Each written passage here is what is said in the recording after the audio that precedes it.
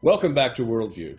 Now, as you saw from Strawn Stevenson and the Monday Line, it is clearly a deteriorating situation in Baghdad for the Camp Liberty refugees, and we'll keep you informed.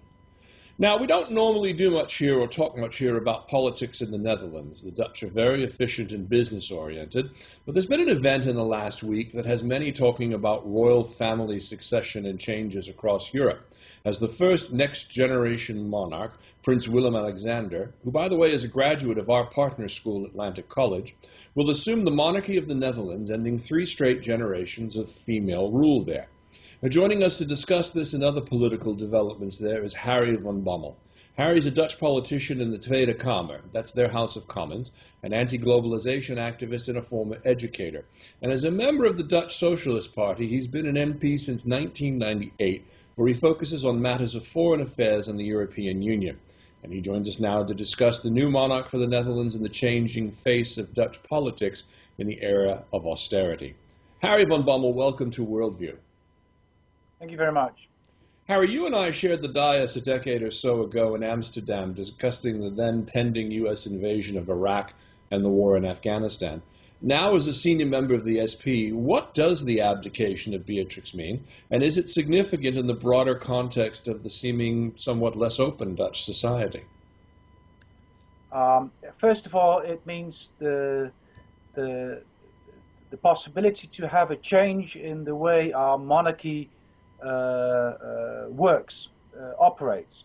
The monarch in the Netherlands has a political role which is undefined, which is not accounted for, and which every now and then is denied by leading politicians. However, as we speak today is a Monday afternoon, on Monday afternoons, prime ministers do go to the Queen to talk politics with her. And I expect that this will go on after the new Prince of Orange will have become king after a couple of months. Also, the new monarch will try and play a political role, just as Queen Beatrix has done in the past. So I think this would be, and my party thinks this is a good moment to discuss the role of the monarch in the constitutional monarchy that we are in the Netherlands. And what do you think the overall impact is now of handing from a somewhat older generation to a younger generation? Is this viewed in the country as the torch being passed? Well, obviously, our Queen has waited for a moment in politics where it would be easier to hand over the throne to her son, and this has to do with various reasons. One of them is the fact that the right-wing party for Mr. Wilders' party, the PVV, Party for Freedom, is not supporting the government anymore. So there is no real risk that Mr. Wilders will have any influence on government policies. And now, by Mr. Wilders, for those who don't know, this is Geert Wilders. He's a fairly notorious and outspoken anti-immigration, anti-Europe, anti-expansion candidate that sort of follows in the tradition of others that have been on that, but he became somewhat prominent in your country. Absolutely, and what you forgot is the fact that he is, the core of his program is against Islam. He is not so much against immigration, but moreover against immigration from Islamic countries. He has suggested to close our borders for immigrants coming from Islamic countries. And in the Netherlands, he is picking on Moroccans, who usually have a Muslim background. We have a large community from Morocco, and there are indeed some problems with youngsters from this community, some youngsters. Their socioeconomic position is very weak, and they appear in crime rates and in other rates quite often. Still, he tackles the problem by blaming them for being Muslims. And that is a general thing. How does this happen in a country that is so renowned for being socially open in so many areas? I can remember from the period that I lived there almost a decade ago, a little bit more than a decade ago, the election of the far-right Pim Fortuyn, who was assassinated just before the election, and how that threw the government into chaos. You seem to have individuals of this particular persuasion that have a very hard right agenda, and it seems to gather some steam in the general public. And that seems to run counter to the openness that you see in areas such as, for example, coffee shops and lax drug laws and lax prostitution laws. By lax, I say not necessarily criminally enforced. How do you explain that that phenomenon inside the Netherlands? You're absolutely right, Dennis.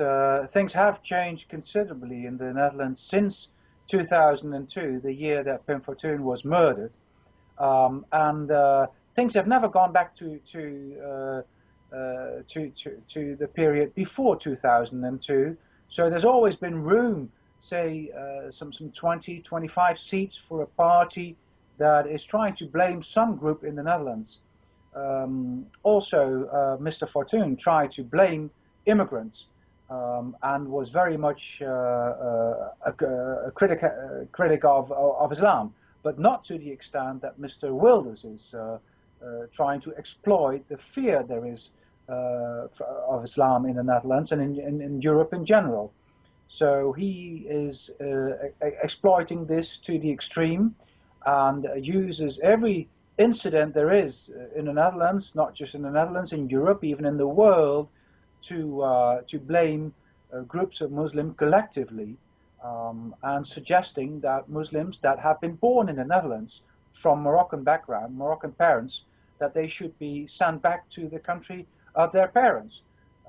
That is something that will never happen, of course, because they have Dutch citizenship. Still, it is something that plays a role in the public debate because it's easy, especially when there is a downgoing in the economy, downfall in the economy, to blame a certain group, and that's exactly what he's doing, and that's been in politics for a longer period than from 2002. We've had that in the 80s as well, when there was a period of economic downfall. Now, is this restricted? Like, for example, here in the United Kingdom, we have a couple of parties that also tend to hold rather extreme immigration views: the British National Party, the BNP, and UKIP, to somewhat a lesser extent.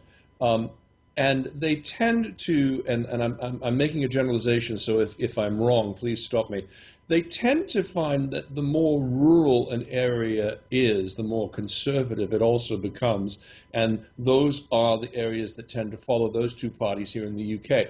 Do you see a similar sort of socioeconomic division inside of the Netherlands, where the more rural communities will tend to be followers of Wilder as opposed to those in the Randstad, the four main city areas, or is this all across the board?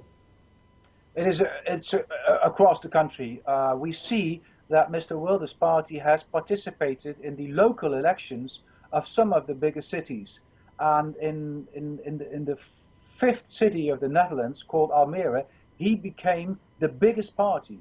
He did not take the political responsibility to govern in this city, but out of nothing, he became the biggest party. He also got quite some seats in the city council of The Hague. We know, of course, that in Rotterdam, Mr. Fortuyn's party became out of nowhere, I think, even the biggest or the second biggest.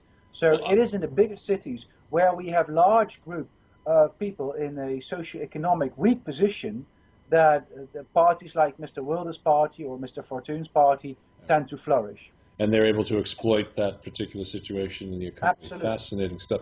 So how is the government sits at this particular point, and what is the SP's role? Because you've had some relative success, I would think, in the last few years. We have a new government since the end of last year. It is now a government existing of two opposing parties: the Liberal Party on the right, the Liberal Conservative Party, and the Social Democratic Party on the left.